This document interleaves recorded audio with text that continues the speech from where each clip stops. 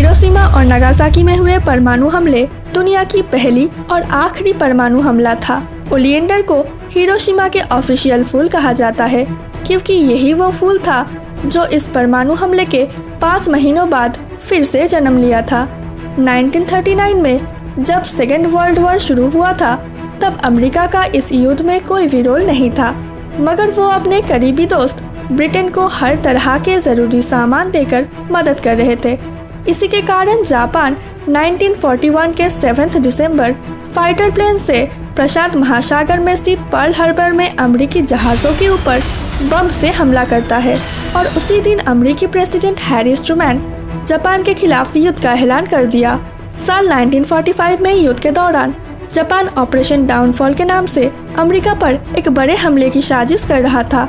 अमेरिकी president Harry Trueman को इसकी भनक लगते ही बड़े अधिकारियों के साथ मिलकर उन्होंने जापान पे बम गिराने का तैयारी शुरू कर दिया।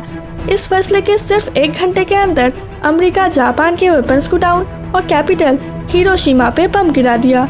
6 अगस्त 1945 को अमेरिका ने एयरक्राफ्ट के जरिए 8:15 बजे हिरोशिमा पे जो बम गिराया था उसका नाम रखा गया लिटिल बॉय।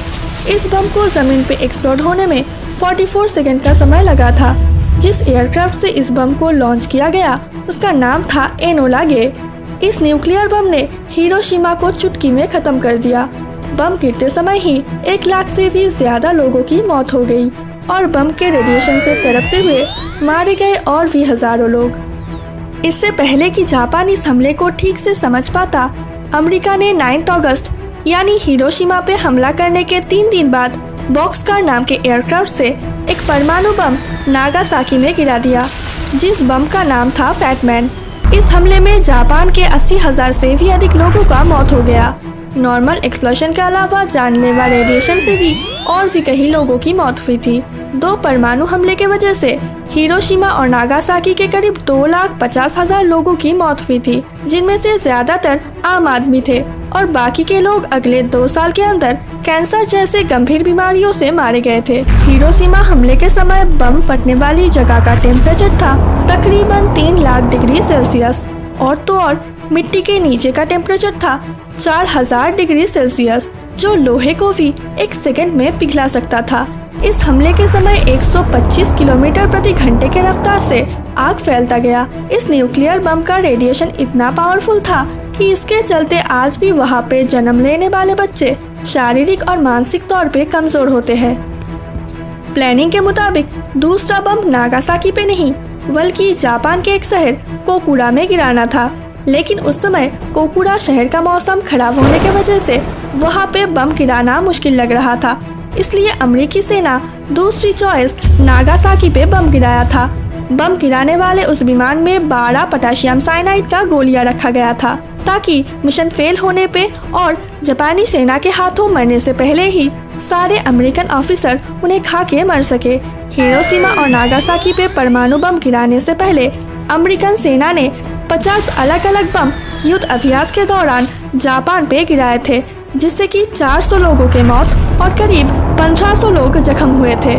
नागासाकी में परमाणु हमले के बाद जापान के राजा हिरोहितो ने 14 अगस्त को अमेरिकन सेना के सामने सरेंडर कर दिया। सम्राट हिरोहितो ने खुद रेडियो पे अनाउंस करके पूरे जापान में इसका ऐलान किया था। अगर तब भी जापान सरेंडर नहीं करता तो अमेरिका 19 अगस्त को जापान के और एक शहर में परमाणु बम गिराने का तैयारी करके रखा था।